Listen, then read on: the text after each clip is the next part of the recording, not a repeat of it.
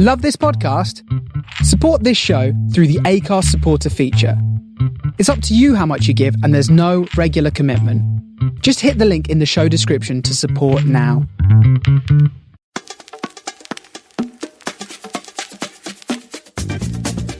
Hello and welcome to At the Controls with Jonathan Legard and Mark Gallagher, the podcast which takes inspiration from Formula One. The people, the passion, the technology and the positive philosophy which underpins the sport. And the 2020 season may have ended, but the stories keep on coming. New ownership for Mercedes, new drive, new team for Sergio Perez, new partnership for W Series, the women-only racing championship, and a new British driver in Formula One. Callum Ilott, runner-up in Formula 2, is Ferrari's new test driver. We'll talk to Callum, to the W Series chief executive Catherine Bond-Muir, and to Jess Hawkins, one of the 18 drivers confirmed for 2021. But Mark, you've also been busy talking to two big F1 names about some of 2020's big talking points.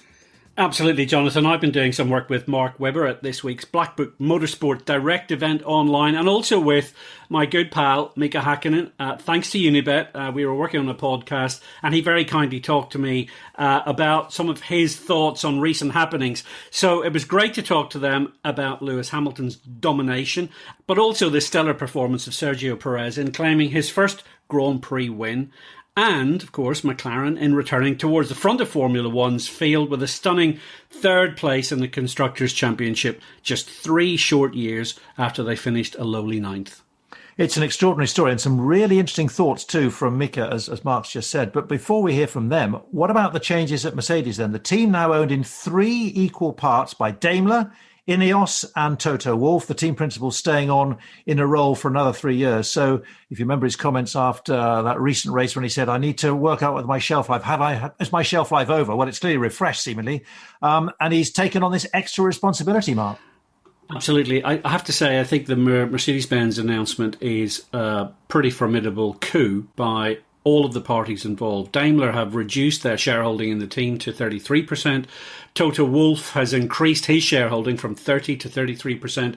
And then Sir Jim Ratcliffe, boss of the INEOS chemicals giant, has come in as the new partner. And maybe we shouldn't be that surprised to see Sir Jim Ratcliffe come in as the new partner, because he's already been sponsoring the team, also working with their Applied Technologies division on his other sporting passions in terms of sailing and cycling. But I think this is a formidable structure that they have created, and therefore I'm not surprised to see Toto Wolff recommit as chief executive and team principal for another 3 years, because he's really got the perfect formula. He's got a manufacturing company in the automotive industry supporting him fully and allowing him to still use the Mercedes brand name across everything. So Mercedes' commitment is absolutely resolute.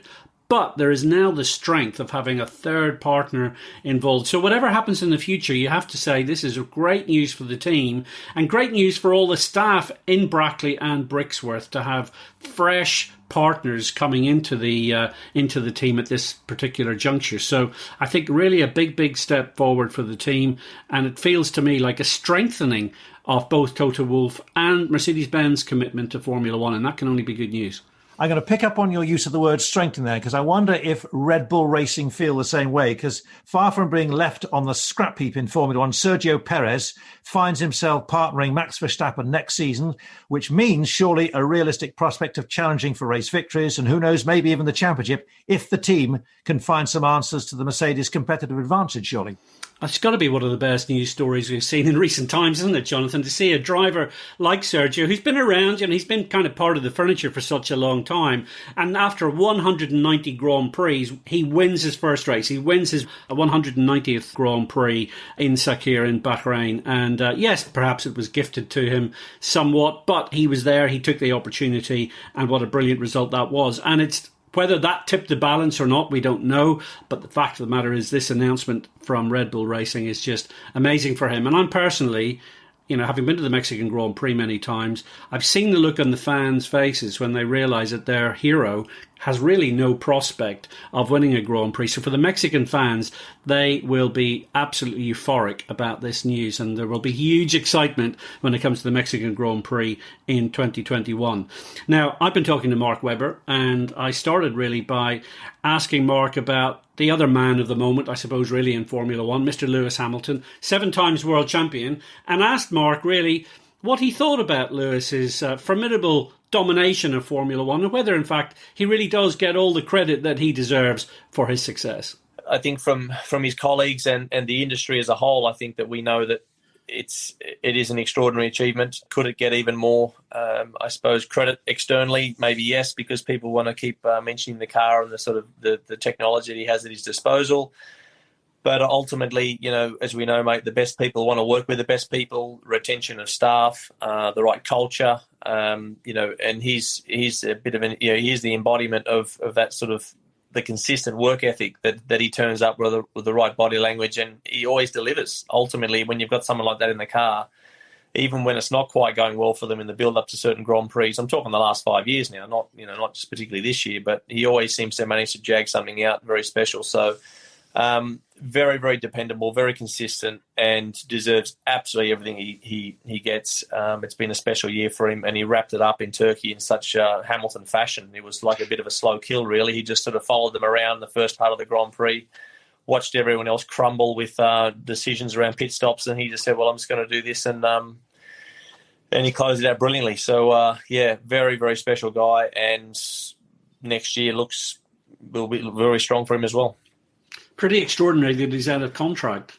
Yeah, I don't know how it is all being played out at the moment. Obviously, him and Toto enjoy a very good relationship, I believe. I think that they would have liked it to have been nipped in the bud by now, but obviously the timing around certain things, particularly, his virus right at the end there, and this sort of this budget cap which is coming in for drivers in the future, where that's going to clip him in the back part of his, depending on how long the term of the contract is. Of course, it's not going to be starting next year, but looking at how that would potentially challenge the back end of his contract in terms of how the numbers would look. So I'm sure that's all on the table, and he wants to, extinguish every single opportunity he can financially out of the situation, because he believes he has a value, and he does.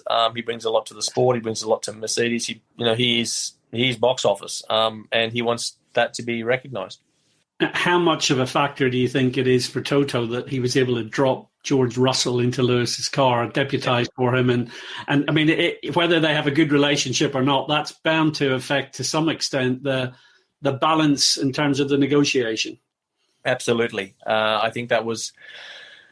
The timing for Lewis was just horrible. I think that, we all thought during the season, imagine if Lewis or someone in the championship battle got COVID and missed a few races, or let's say a double header, which it was. Bahrain and Abu Dhabi was a double header in effect, different countries, yes, but he had already wrapped the championship up. But you're right, it just goes to show you, mate, doesn't it, in Formula One, never, ever, ever. I think I drove 1,000 days in a Formula One car with testing and practice and Grand Prix and weekends, the whole thing put together over sort of 12, 13 years. I think if you look at how many actual physical days in the car, and I think I had 3 days off. That's because I don't want anyone near my car, because it's only, you're trying to look after your own share price. You don't want people to have exposure to your material and your people, and it's such a cutthroat industry. Even someone like Lewis, that was all downside for him generally. And George drove well. Yes, it was the easiest track in the world. It wasn't exactly Suzuka, but he still drove brilliantly in a compromised ergonomically environment in the car. So yeah, Toto again. He certainly likes the tightrope in terms of playing the game with lots of different things in the pit lane, and that was another one where it looks like it's come out in his favour. The only real challenger Mercedes-Benz had this year were your old crew at Red Bull Racing, and specifically Max much more than Alex Albon. Just give us your view on Red Bull's challenge, because they were nearly there most of the time. They had a couple of victories, but it's still there was still that little bit just not quite there in terms of matching the Mercedes package, despite the progress that Honda have made. Yeah. You're right, mate. I think just look at the overall package we talk about, or the consistency of the car, going to every single venue, whether it's high downforce, whether it's low downforce, whether it's Monza or Monaco, or clearly we didn't go to Monaco this year, but the calendar was condensed this year. A lot of the venues dropped off. So in terms of if you found a track that was quite strong for you, then you had a double chance. Obviously with Merck, at some other places they could continue to have that dominance because you have the same venue effectively, apart from Bahrain, which is a different layout. But so Yeah, I think that Red Bull, they did what they could. I think openly they know that they were down a sniff on power, but even Adrian Newey, who's the last guy that's going to mention that they haven't done a good job, because he's honest, but he's also very protective of his aerodynamic and his department and his team and the part that Milton Keynes does. And he said, look, at the start of the year, we just didn't have the car either. We just were not good enough. We couldn't blame it all on Honda. I think at the end of the year they got the car together. So we saw the performance a bit in Abu Dhabi, but did Merck start to peel it back a little bit? And then they had the disruption, mate, as we know, with Honda pulling out, and that's a real headache. I don't care who you are, but it does, as a business, it just takes your eye off the ball a little bit. You've got to start, other facets of people's sort of energy and focus have got to start looking at other options. When you haven't got that continuity of the power unit, you can't focus on other areas and all the other small details. So that's a headache, and I think that, let's see how they start they start next year with the transition of finishing with Honda, and then they've got to get themselves ready for 22 with a different type of scenario with the engine, whether it's a Honda rebadged and then funding it or something else, who knows. But that's not the ideal scenario for them.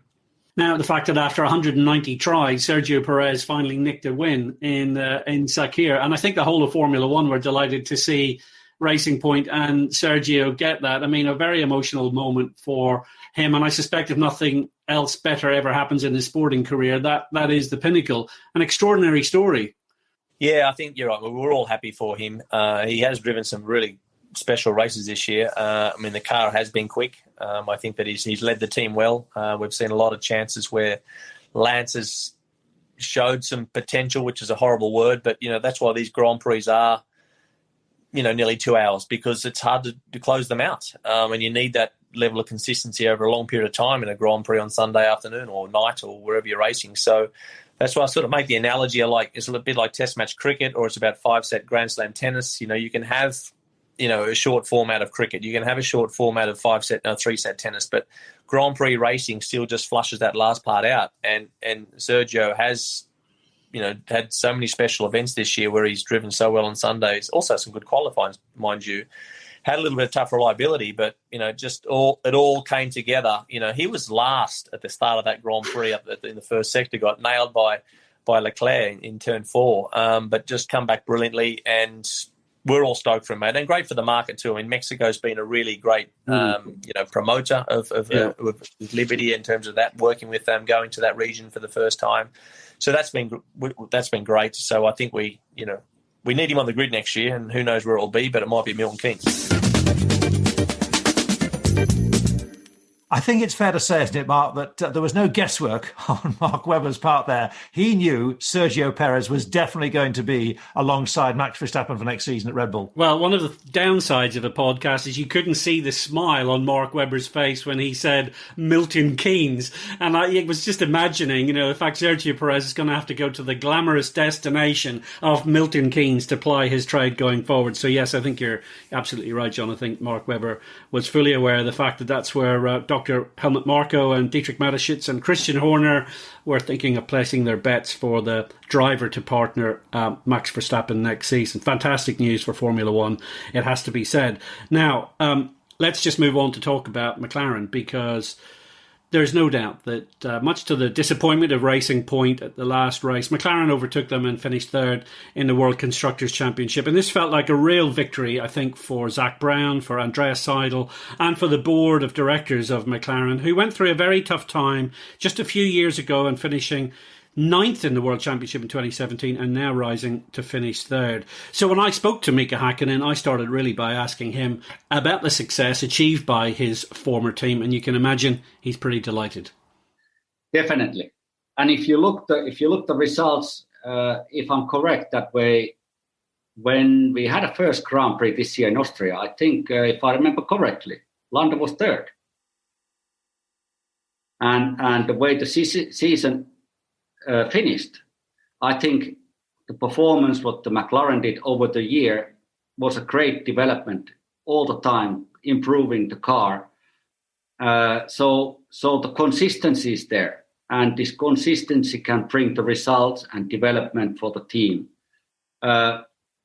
I can see that what McLaren has done this year with these two great drivers is when I look the overall picture, what the marketing has done with the team, they've done a brilliant work. You know, image is a very important part of the team. I tell you what, when I look back in my time when I was racing McLaren, was a team which was quite a cold team outside. You know, it was very straightforward operating team and difficult to enter. You know, it was difficult to enter, to have a relaxed atmosphere. At Jordan Grand Prix, we just thought you were all really unfriendly. So that kind of image is from outside what McLaren had in the past. But that was Ron. Ron was quite a cold guy because he was a tough businessman. Yeah, it was 100% his way of running a system, and it worked. You know, it just simply worked, and it was fantastic. Now these days, the time is changing, generation is changing, people still thinking differently, and I see that what Zak Brown has been able to bring to McLaren, the marketing work, what they have done, beautiful stuff. I mean, fans loving it, partners loving it. They want to be part of the McLaren. Drivers, they are pushed very much on the limit from the engineers, from the mechanics to get the great success when they sit in a car and they put their crash helmet on. Two drivers are fighting really aggressively against each other out there to creating best possible result and the lap time. And the technical wise, they are super developing all the time, and knowing that way they are going to use Mercedes engine next year, again, with a little bit smaller engine, smaller cooling guts in a car, will give the better aerodynamic performance.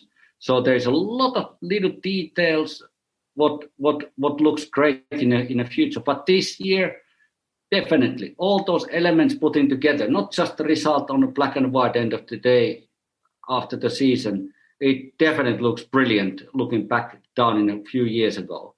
Now, it's just all the elements which requires the team to be good has been happening. And it looks like it's moving forward in the same direction all the time.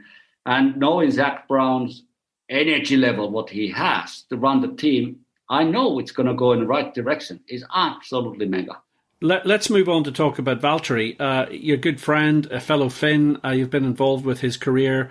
Valtteri finished second in the World Championship. He won 2 Grand Prix this year, 2 pole positions. He won the opening race in Austria. He also won, of course, Russia. He's very good around Sochi. He's always performed extremely well there. He had a strong year, 11 podium finishes. And yet Valtteri gets a hard time from fans because he's not beating Lewis Hamilton every single weekend.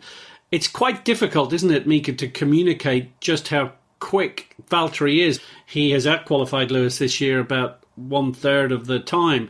An extremely fast driver, but he's got a tough job, possibly the toughest job in Formula One, up against the 7 times world champion. Yes, of course it is a difficult position to be. When I was a young guy coming from Team Lotus, racing there a couple of years, and then sitting in a racing car, which was a McLaren, and the other car in a team, McLaren, the driver who was sitting there was Ayrton Senna. So that was a tough moment for me. It was a tough moment because cameras everywhere, people everywhere. I mean, everybody, the Formula One world was looking. Ayrton Senna. They were looking at Ayrton Senna. There he is, the great 3 times world champion. And I was there with the full confidence, with the thinking in my mind, without not saying it loud, but thinking that way, I have to kick his ass. I have to win. I have to win. And I had to be quicker than him. And I was big lucky. I was big fortunate. I was quicker than him in the first qualification when we did in the first practice and first qualification in our first Grand Prix. So the whole world exploded. I said, well, in Formula One world, suddenly the cameras turned to me. I said, Mika, what did you do? How you can beat this guy? He's a 3 times world champion. He's a star of qualification. Nobody has been beating him. And of course, me, young guy, says it's normal. It's normal, of course. It's. I'm not here to lose. I'm here to win. And it was interesting. Then when Ayrton recognized that, hold on a second, this young guy, he's bloody quick. I have to now take all my effort, all of my experience in my career to do in a desk when I'm working with the engineers to find that way I can kick this young Finnish driver's butt.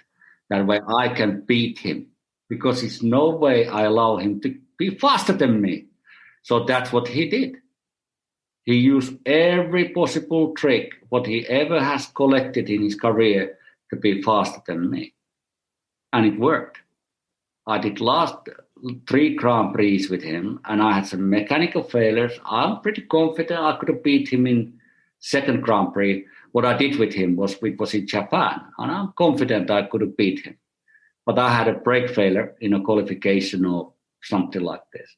And then going to last Grand Prix in Australia, he was, I think, 4 tenths quicker than me in qualification in Adelaide. It was so annoying. And I'm studying the data. It was just a 1 corner where he was quicker. Very difficult left-hander, a little bit bumpy in an entrance, and he was able to carry much more speed through that corner. It really put my feet on the ground. I said, Mika, hey. I start looking in the mirror myself, Mika, how good you really are. And I realized that way I do have to work harder. But also, my engineers, I have to start demanding much more from them too. It just doesn't enough that Mika is coming to the corner and says, oh, it's a little bit understeering. No. They have to go to the next level and find the ways from the whole McLaren team what we can do to make Mika to go quicker. So it's a teamwork. So coming back to Valtteri, being in this incredible position in the Mercedes team, incredible results this year, 2020, fighting against this great champion, Lewis Hamilton. Similar work going on in his mind constantly, pushing himself, pushing the engineers, finding a way, the solutions, why I'm there 1 tenth slower, what they have different, how the engineers can find this. The racing driver is not qualified to be engineer. He's not qualified to be aerodynamic designer. He has to push the team to find the solutions. And you have to improve yourself in your quality of your knowledge, your information, and to work hard. But same time to find a way to relax. You cannot squeeze the steering for nearly 2 hours in a Grand Prix, otherwise you collapse. You have to learn to also way to relax and to work smooth all the way and to be fast to your teammate. And Valtteri doing that. He's all the time developing. But when you're against the best, it's, God damn it, it's tough. It's so hard. Plus, like you mentioned, Mark, the pressure what's coming from the social media, pressure what's coming from the fans, from the team, it's enormous to handle it. But it will work. It will work for Valtteri. It will work. Because Valtteri has a great supporting team behind him in his private life, in his working life. So it's a question of time matter when things are going in the right place. So it's no point to give up. It is no point to give up. His only way is to go flat out and to learn.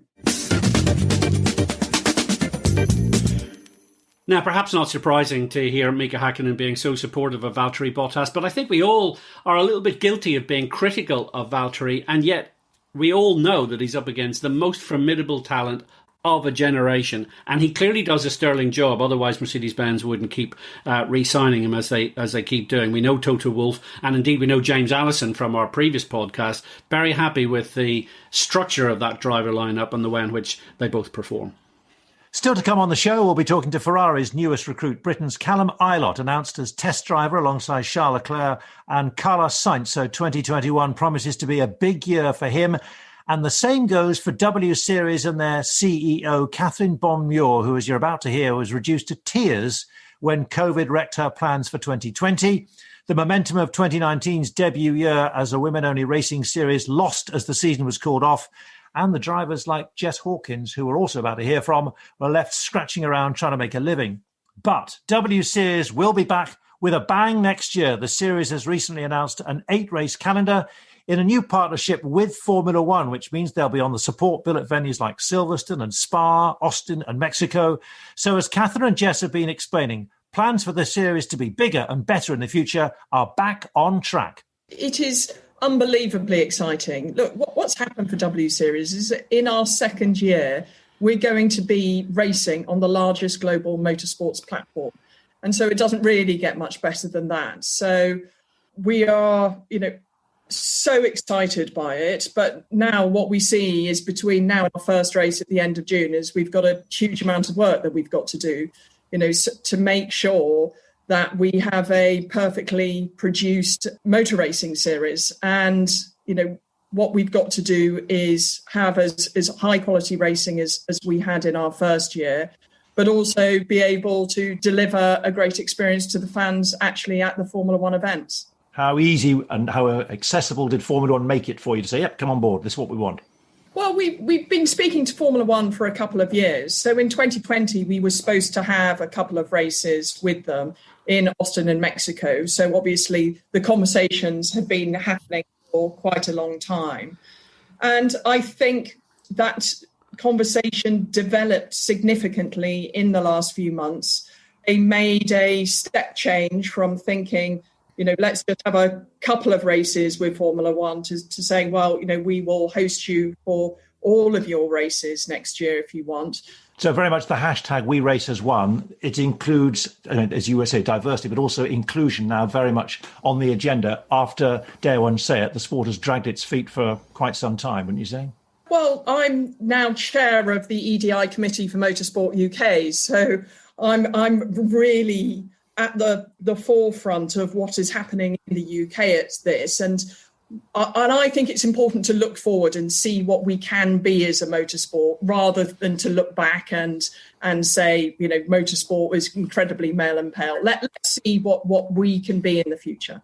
Jess, if I can just turn to you. When you heard that W Series would be supporting Formula One events, what was your reaction to that news? Because it's a huge change and an impressive move for the championship, but also for you as a driver. Yeah, I mean, obviously, what better platform to be racing under than the Formula One package, really? So, first of all, I was a bit shocked, and not shocked in a bad way, shocked in a good way. Firstly, for me, just even to be racing again is a massive, massive thing for myself. But to be racing on that package with W Series just takes it to a whole new level.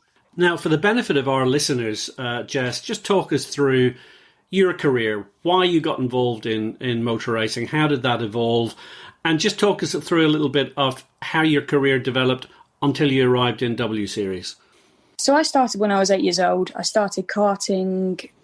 I was always a sporty kid. My parents were separated from a very young age.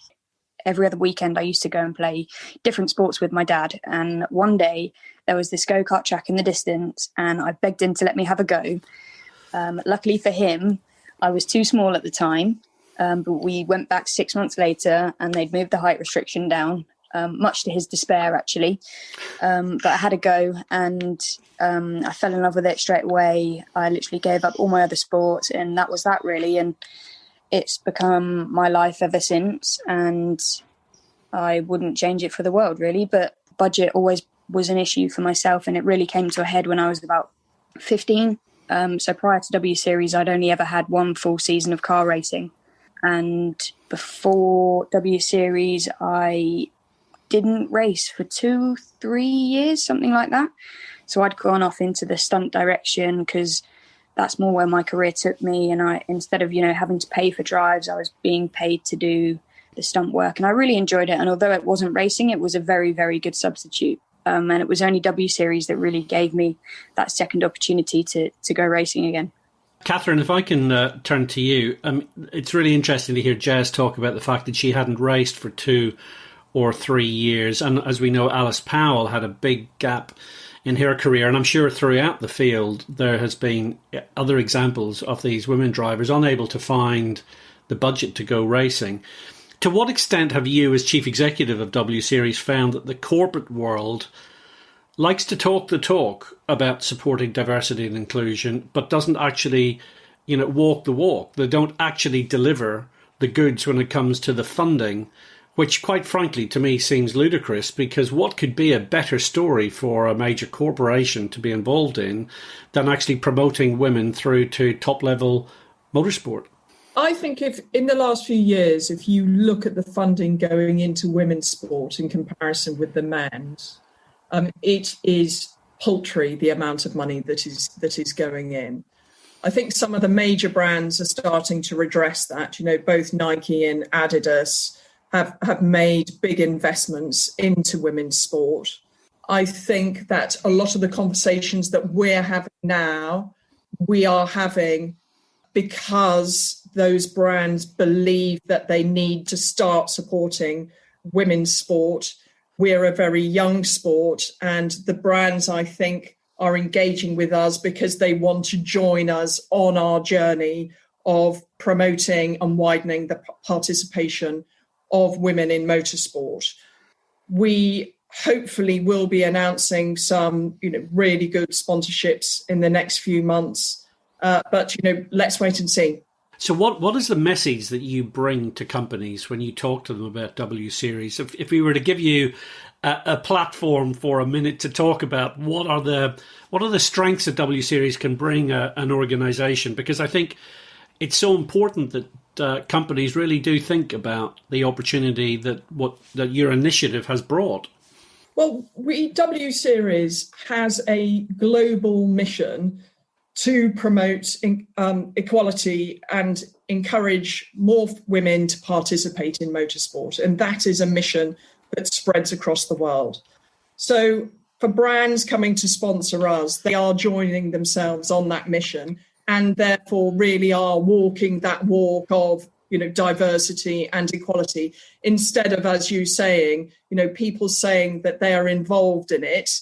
And yes, we're going to do something. And it is a very public way of them putting the flag in the ground saying, yes, we're actually going to, invest in these values, which we say are important to us. What about for both of you, how difficult 2020 has been on that point? Because profile, coverage, action on the track, that's what it's about in terms of promoting the sport. That hasn't happened. So how difficult has it been for you in your role, Catherine? Let's say with Jess, how difficult for you as a driver wanting to carry on and yet you've been on hold? How have you come through 2020? Well, I mean, there were two big moments for me in 2020. One back in March when the world really was starting to fall apart. And I did have a personal moment. I can remember it very clearly, just in the corner of my bedroom, and I was looking towards the walls and I, just burst out crying, thinking, we've achieved so much and actually this is potentially all going to fall round my ears, and we would have been a one-hit wonder. And, all of this work that I've put into the last 4 years is actually for nothing. Our critics will say, yeah, told you so. Yeah, you're not going to survive. You only had 1 year. And then the second difficulty was actually on the Zoom calls with the drivers, actually saying that we were going to cancel the season. And I had, obviously butterflies going into that call because it's bad enough giving, one person bad news, but giving 18 drivers the news that, I'm going to take their dreams of that year away from them is not great. And, what I would say is that it just shows what an extraordinary bunch of drivers that we have at W Series. because their immediate reaction was, because I think they realised, how, upset I was about this call. They were saying, it's fine, we understand. Are you all right? This must be right for you. And our drivers have got to be, by definition, a gutsy bunch of women. You haven't been a woman that has been trying to make it in motorsport for the last 10 years without having, real determination and, as I say, guts. So, that, really, really shone through. Bearing in mind the background of this really bad call, then I had this really great call with them, about telling them that we were going to be all in with Formula One. And the reaction was unbelievable because it was so deeply underwhelming. So I was expecting screams and shouts and everyone going crazy saying, this is fantastic. And Jess alluded to it. She said that she was a bit stunned, but I had 18 drivers in front of me, and I think about the only one who clicked it immediately was Vicky Perrier, and she was going a bit crazy, but everyone else was just really quiet. And take it from me, Jonathan, the W Series drivers being quiet is not a common characteristic. But it was after the call, I started getting all messages from them and going, oh, this is amazing, it's fantastic. But I think in a way it was, given what they had gone through, in this year, and given the last time I had, spoken to them as a group, I think, the 180-degree turnaround from such bad news to such great news was probably just took a little bit of information just seeping into them. So, Jess, two things here. One, why were you so low-key? And two, how did you get through? How have you got through 2020? What did you do? How did you make ends meet? Well, I've struggled, to be honest. There's no lie, I've struggled. When we first went into lockdown, I think it was March time or end of March, something like that. Myself and a few friends and my other half actually took on a job delivering for Hermes, because obviously all work got cancelled. So we ended up driving to Scotland 2 or 3 nights a week, delivering for Hermes, basically. So that, I guess, paid a few bills, and as much as we all hated it, we did it. And but that came to an end.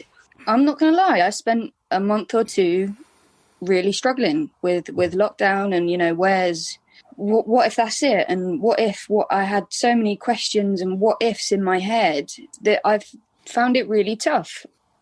But luckily, all negative things, they all seemed to go in the end, and I started to get my motivation back. And luckily, I had some great people around me. I could always pick up the phone, speak to people, and they helped me find my motivation back. And yeah, since then, I've just been, I guess, training a lot. And to hear the good news of W Series, that's really perked me up a bit, and looking forward and something to go on for.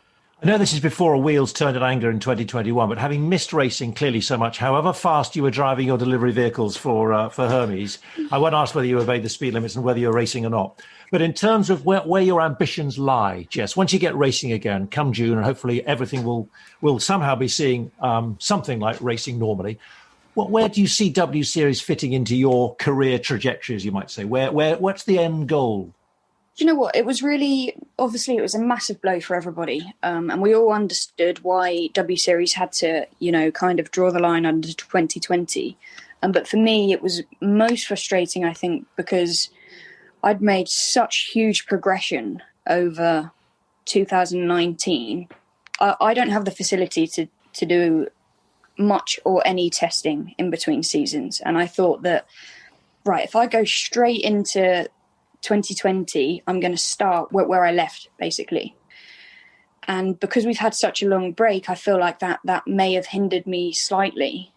But I guess everybody's got their own story.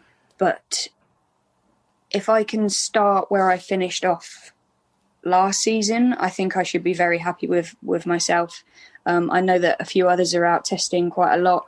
You get that in any championship, so that's not really any different. But I see next year for me, again, I'll probably improve a lot over the season. And the following season, I'm hoping, is when I can really start to go for the win. What about the vision then, Catherine, for W Series? Has that changed, or is that still very much as it was, or is it evolving? Well, I think that in future years, we will look back on 2020 and think that it was not a bad thing that we didn't race for the management. And obviously it was for the drivers. I'm not saying that. But as far as running the business and understanding what our vision for the business is, I spoke with Alejandro Agag about this. The problem is when you have a new series, you're going at 1 million miles an hour. And that's a large strategy piece. And that's what you're describing is what is the vision can actually just be lost, because what you're trying to do is, you're working 16 hours a day to make things happen. So when you have some time off, you can start thinking about vision and strategy. And what we really do want to do is grow W Series at all levels. And so that means I think we need to start supporting younger drivers into the equivalents of Formula 4s and going through into Formula 3s. In future years, we may change our cars and have more powerful cars, and then have junior national championships in our existing Tartar's Formula 3 cars. And in that way, we can really, truly bring on all of the female drivers. So I think we are much more ambitious with our plans for W Series. I don't think it's just going to be about the existing W Series. What that will be the peak of what W Series stands for in the world. But we will be engaging girls in through karting, and hopefully we can take them through into Formula 4, and then women from all over the world can participate in their national Formula 3 championships, and then those drivers and the best of those drivers can go through into the top competition. Catherine, from the point of view of your role as Chief Executive of W Series, what does success look like for W Series as a business over the next 3 to 5 years? Where would you like to see the business, and what does success look like? Well, from a business point of view, it's ultimately just got to be about, making money and becoming a sustainable business in its own right, and building up the business so it becomes a ever increasing larger brand. But I do think alongside that, we do need to see our drivers going on and doing other things. They all admit themselves, but for W Series, they wouldn't have had that profile. It's not to be chosen, by these other teams for them to go racing. So we want all of our drivers to perform successfully in other series, but what we do need is some other drivers to go on and be successful. Not all of our drivers, want to be, Formula 1 drivers. Obviously, as Jess has said, she wants to be BTCC. We want Jess to go on and perform really well. And frankly, I will be there at those meetings, cheering her along, because actually I really like BTCC meetings. I'd also say that, yes, obviously BTCC is where I want to be, but W Series has got such a name for itself now, such a great name. It's going to, and it has done, open so many doors that I can't singly say that the only thing I want to do is BTCC. Oh my God, so many C's. Because a door may open that I hadn't, initially thought that that's what I wanted to do. And there's no way I'm going to ever rule out anything. So W Series is just a pathway to, a career in motorsport for me, a career in racing. And I think not only is it a career for women racing drivers, we're starting to see more mechanics, more engineers, more female truck drivers, and just women in motorsport, not just driving, is certainly growing, which is great as well. W Series is certainly the driving force for that as well. You make a really good point, Jess, because of course, over the last few weeks, we have seen, for example, the World Endurance Championship make some really major announcements. You've got manufacturers returning to World Championship sports car racing. Porsche have announced that they're coming back in. Peugeot have announced that they're coming back in. Audi have announced that they're coming back in because the new hypercar regulations for the Le Mans 24 Hours and for IMSA racing are proving to be incredibly popular. So I can imagine for someone like you, Jess, the prospect, for example, of racing in sports cars and doing endurance racing must have huge appeal if a door was to open towards that. Absolutely, 100%. And I would not have the stature to do that probably if it wasn't for W Series. W Series is getting certainly my name better known. You know, they don't know my name, but let's say they do. They probably wouldn't have heard my name if it wasn't for W Series. So it's just that W Series is such a stepping stone for careers, for me driving. And, you know, it may not come off, but it's certainly I've got such a way bigger chance to be within W Series than what I would have been out of it. And I genuinely would not have the opportunity to race a Formula 3 on the DTM package last year or the Formula 1 package this year if it was not for W Series. So I owe them a lot, and genuinely it's a dream come true, and I still can't believe it's happening. Well, really interesting to hear Catherine Bond-Muir talking about her plans for W Series, and you have to give them great credit for having secured this deal with Formula One. A really big step for this championship, and actually a really big step for the sport of Formula One to have W Series alongside them at those events next year.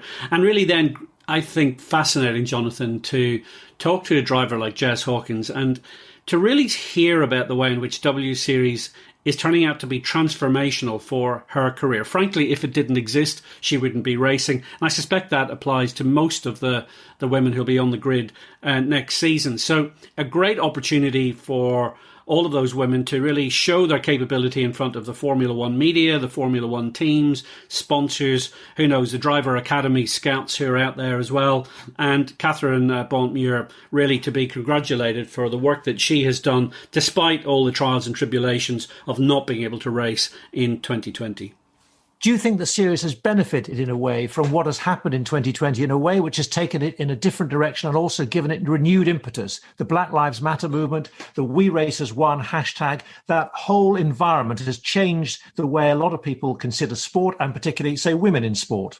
I think you're spot on, Jonathan. I think 2020 has given W Series a breathing space. They've been able to reappraise where they are and where they're going. And Catherine, of course, working with her chairman, David Coulthard, has been able to really open up a conversation with Formula One and take it to the next level. Now, David Coulthard has a very good relationship with Liberty Media. The incoming chief executive of Formula One, Stefano Domenicali, has actually been working with David in other programs at Lamborghini over the last year or so. And as a result, you've got a great relationship there. And I'm sure all of that has really helped to ensure that W Series didn't just get its foot in the door of Formula One, but kicked the door right open, and you see the result of those negotiations. So a fantastic opportunity for the series, and let's hope that they go from strength to strength. Yeah, some great venues, certainly. Now, how many drivers do you think, Mark? You're not meant to know the answer to this, although if you do, I'm very impressed. How many drivers get their first chance of Formula One with Ferrari? Very, very few. You and I both know, Jonathan, Ferrari's traditional approach, until quite recently, has always been to take very experienced drivers into their fold. And of course, there was great surprise when they signed Charles Leclerc, for example, after only 1 year driving for the Sauber team. But we know that the rules are really being rewritten in Maranello at the moment. Absolutely. Well, I mean, he's not going to be front line, but the fact is Callum Ilott has earned himself a drive at Ferrari after his performances in Formula 2 in 2020 because he is now going to be the test driver for Ferrari in 2021. He finished runner-up to Mick Schumacher in the F2 Championship. He impressed with 5 poles, the most of anyone. Also 3 wins in the season. He's done 2 tests with Alfa Romeo, the most recently in Abu Dhabi after the final Grand Prix of this season. But at one stage, he was fearing, and he said as much on social media, that he'd be going on the sidelines for next year after rivals like Schumacher and Nicolas Mazepin were promoted to the Haas team ahead of him. But Scuderia Ferrari have given him the perfect Christmas present as their new test driver. And I spoke to Callum after the news had been confirmed. Obviously, a great privilege. I mean, it's finally out there to public knowledge. So from that side, you know, it's an amazing privilege again to be associated with Scuderia Ferrari. First of all, it should lead to some exciting opportunities hopefully next year, which I'm very much looking forward to. How much is this a dream come true? Your first Formula One role is with Ferrari. Yeah, I mean, a long time ago, obviously this is where you almost want to get to. Obviously it's not the seat, but it's a prior role that hopefully, will teach me everything that is needed to be a Formula One driver. So from that side, I'm incredibly excited to firstly announce it and to then move into the role and learn what I can. But yeah, when I was a kid, obviously my first Grand Prix that I went to was Abu Dhabi in 2009. And on a Friday morning, we were quite lucky because a friend of ours worked in Ferrari at the time, and I managed to get a view in the garage at the time. And yeah, from there, it's just been, one of those childhood dreams that kind of is coming true. You're going to be in that garage, and not just as a bystander, you're going to be there working there. You're going to be part of the team. Yeah, no, I mean, it's obviously becoming part of the Ferrari Driver Academy, I think 3 years ago now. It's something that I wanted to work towards, and to be able to now become part of the team is obviously a check off the list, and something that I'm really proud of. How will you be involved working with the team? What's your role precisely? Do you know? So it's still some of it's in the works, but at the moment it will be some simulator work, potentially some FP1s, but that's still to be confirmed, and 2018 car running. Obviously, I'll be going to most of the F1 weekends to try and integrate and learn with the team and see it from that perspective, and learn from hopefully Charles and Carlos, and go from there and see what happens, see what other opportunities come about. But that's the main things, really. What about the test you just had with Alfa Romeo? How did that whet the appetite for next season? I mean, that was great to get back in the car. I mean, it's a great track to test at. Lots of different corners, which is always lovely. And, the speed of these cars is always a bit of a shock straight away. So to be able to get back in it and feel what that's like. Also, I had a great teammate to learn from during the test, which was Robert Kubica, which, was a great comparison, really. So I learned a lot from him already in one day. And from that side, you just want more. You want to get back out there. You want to learn more. And yeah, I mean, these cars are amazing. The teams are amazing. It's just a completely different world, and it's something that I'd love to be a part of more in the future. In terms of 2020, then, what sort of satisfaction do you take from Formula 2 and where you came second in the championship? Could have been the champion, but you've had to accept second place. But have you actually enjoyed it, the satisfaction levels? Yeah, I mean, first of all, we were very lucky to even get a season, with the current situation and that. So to be able to go into that and have, a condensed season was a benefit. And from my side, there's been lots of positives, the poles, the speed, some wins. It's been a good year for that. So I think the goal at the beginning was to always finish top 3. And, we were very close to even winning the championship. So from that side, I'm very satisfied from what happened and how it went. And there's so many positives to take from that year. I would like to ask about you and Mick Schumacher, because you've known each other for some time now. You've been at the Ferrari Academy, you've been teammates, you've been rivals. How would you describe your relationship? Obviously, it's on a competitive level. I first briefly met him when we were karting. It was in the later years of 2013 or 2014, I think. And then from there, we were teammates again in 2017 in Prema, which was when, I got to know him quite well on his younger side. And then again, obviously, as rivals the last 2 years in Formula 2. So from that side, I know him personally, not just at the track, to a certain level. And, he's a really nice guy, and he did an amazing job this year. I think we've both had a similar last 2 years in the progression. And we have a lot of respect for each other in that sense. And I think, some of the comments I made in the interview with Formula 2, which I think you probably read, about, him saying, if I had have won, he would have been happy for me in the same way that him winning, I was happy for him, because I've seen him progress. I've seen what he's done. He's seen what I've done. And, we have a nice relationship, and I think respect each other in that sense. And I respect quality and vice versa. You did the Ferrari Academy together. What was that like, working and living in Maranello? Because that is a massive opportunity. Yeah, so I first went there the end of 2017 when I had done the agreement with the FDA. It's firstly an amazing environment, something that not many people get to experience anyway. And being able to see everything and be around it is a feeling that sometimes I have to take a step back from and really look at where I am and what the environment that I'm in.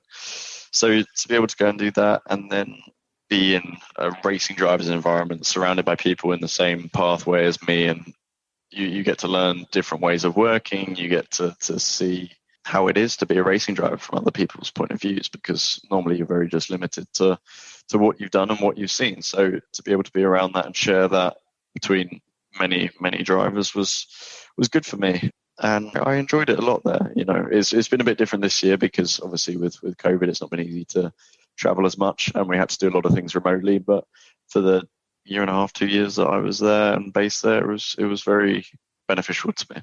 But in terms of being part of the academy, what did you actually do? Because some people might say we just got to drive all the time. I'm sure there's a lot more to it than that. Yeah, the main thing is obviously driving. You know, that's the best thing you can do. But as a driver, obviously, I'm sure many people have reiterated this. It's about a load of things being put together. So from our side, mental training, physical training, different opportunities potentially with simulator and stuff depending on what you do. So for me, I would be going to Lara to work with my Formula 2 team to help put that together. That's been actually the last 2 years, obviously with different teams in Formula 2, but to help with that. And you know, it's just all about learning Italian lessons, and then you'd have individual times with engineers from the Formula 1 team in different departments to learn about how it works on this side of the paddock.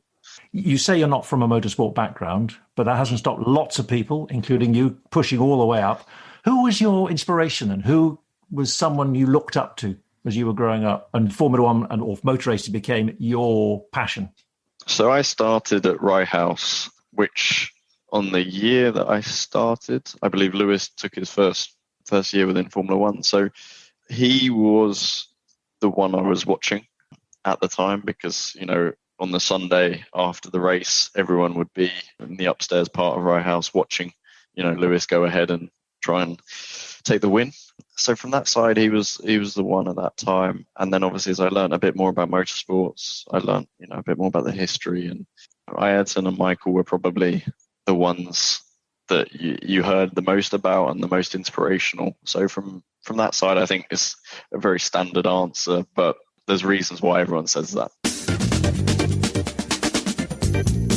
Callum Ilott had definitely got his feet on the ground, but he also had to have a pretty natty change of wardrobe, because we did that interview in two parts. We did one part in Alfa Romeo colours on the Monday before the test, and then there was a slight tip-off, or should we say inkling, that maybe there was going to be an announcement later in the week, and it would be a pity not to have at least some reaction to whatever was going to emerge. Was it going to be with Alfa Romeo, or could it be, as it turned out, with Ferrari? So then we did part two of the interview after the announcement was made, and he looked very striking in his Scuderia Ferrari scarlet top. And you will know all about this, having managed all sorts of things in your time in commercial director and as a team owner as well. You've got to make sure you play the media, but at the same time, get the message out when you want it. You're in control. It's just hilarious, isn't it, Jonathan, to see how quickly things change in this sport, and how quickly a driver has to change his uniform. Sergio Perez will be getting rid of all that pink, all those pink shirts that he has from his Racing Point days, getting ready to swap into his Red Bull gear. And Callum Ilott, as you say, going from Alfa Romeo to Ferrari. Really interesting to hear him. He's a very level-headed guy, clearly very competitive.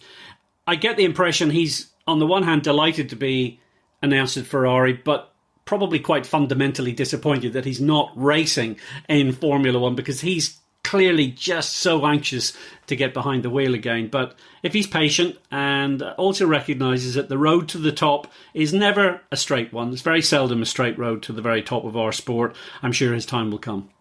But he's been part of the Ferrari Academy for some time now, so therefore he's part of the family. They've looked after him, and let's see where this relationship will develop, because there are many twists and turns. You ask any Red Bull driver, never mind anyone who's worked in any Formula 1 team, you think you're going up, then you're going down. It's snakes and ladders often. He at the moment seems on a ladder. Yeah, and one of the things that we never really talk about, Jonathan, is the fact that when a driver goes from Formula 2 to Formula 1, the scale of everything changes. And to be part of the biggest, most famous team in Formula 1, to be part of Ferrari, he is going to have some extraordinary experiences. He's going to be there at the car launch next year, standing, alongside Carlos Sainz and Charles Leclerc. He's going to be doing all kinds of programs with them on the marketing side. He's going to be embedded in the technical side. It's going to be a life-changing experience for Callum Ilott, irrespective of the fact that he's been part of the academy until now. He's moving into the big time with the Formula 1 program. So a wonderful opportunity, and we will be following him very, very closely. And let's hope we see him behind the wheel of a Formula 1 race car in a race before too long. Going to be fascinating to see. Final show, though, of 2020. We're talking already about 2021. This is it for 2020. Thank you for listening to At the Controls, for liking, sharing and reviewing. Thank you to all the teams and contributors for taking part, surely. We owe them a massive vote of thanks, Mark. Yes, absolutely.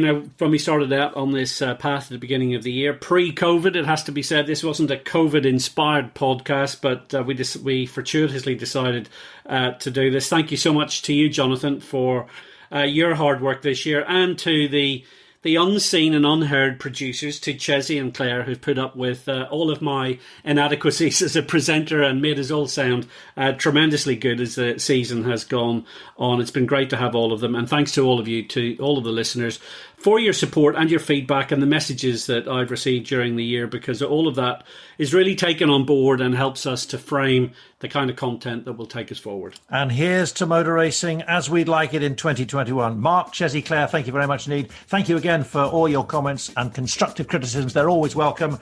Here's to Melbourne in March 2021. #StayWell.